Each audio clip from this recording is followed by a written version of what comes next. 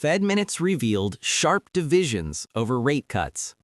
Federal Reserve meeting minutes released Wednesday revealed significant disagreements among policymakers about the path forward for interest rates, with some officials preferring to keep rates unchanged despite the September quarter-point cut.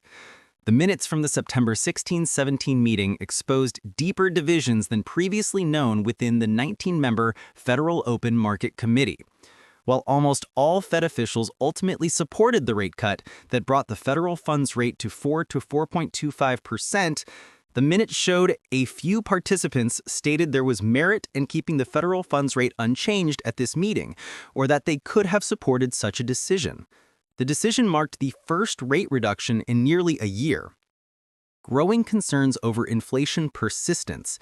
Several Fed officials remained wary of inflation risks, particularly as President Trump's tariffs continue to ripple through the economy. According to the minutes, these officials noted that progress toward the committee's 2% inflation objective had stalled this year as inflation readings increased.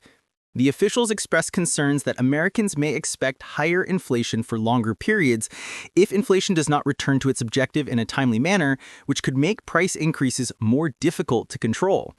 A majority of participants emphasized upside risks to their outlooks for inflation, according to the minutes. Fed officials Jeffrey Schmidt of Kansas City and others have maintained that inflation is too high and argued for keeping rates elevated to cool demand. The challenge is compounded by the federal government shutdown, which has delayed key economic data releases that Fed officials rely on for decision-making. Miron's dissent highlights policy divisions. The lone formal dissent came from newly appointed Governor Stephen Miron, who advocated for a larger half-point cut instead of the quarter-point reduction. Miron, who was confirmed just hours before the meeting began, has continued pushing for aggressive rate cuts in subsequent public remarks. Miron argues that current Fed policy is very restrictive and poses material risks to employment, citing changes in immigration patterns and other economic shifts under the Trump administration that suggest the neutral interest rate has declined. He has projected the need for approximately 5 additional rate cuts this year, bringing rates to the mid-2% range.